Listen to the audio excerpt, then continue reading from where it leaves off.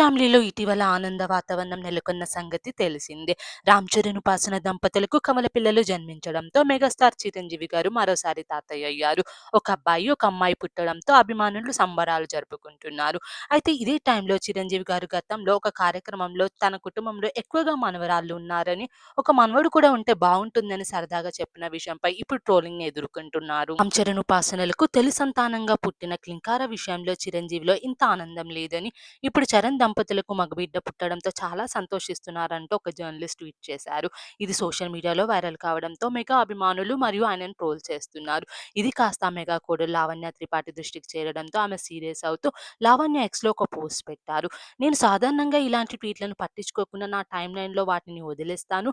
కానీ మీ నుంచి ఇటువంటిది నేను ఊహించలేదు. ఈ ట్వీట్ చాలా అసభ్యకరంగా ఉంది. నిజంగా సంతోషకరమైన క్షణాన్ని ఇబ్బందిగా మార్చేశావు. చిరంజీవి తన కుటుంబంలోని మహిళలతో, ముఖ్యమైన మనవరాలతో ఎలా ఉంటారో మీకు తెలియదు. ఆడపిల్లలకు ఆయన ఇచ్చే గౌరవం, చూపించే ప్రేమలో, ఆయన చేసే దానిలో కనీసం 1% కూడా చేయగల మగాళ్ళు చాలా తక్కువ మందే ఉంటారు. తెలియని విషయాలపై, వ్యక్తులపై వ్యాఖ్యానించకపోవడం మంచిదని లావణ్య వార్నింగ్ ఇచ్చారు.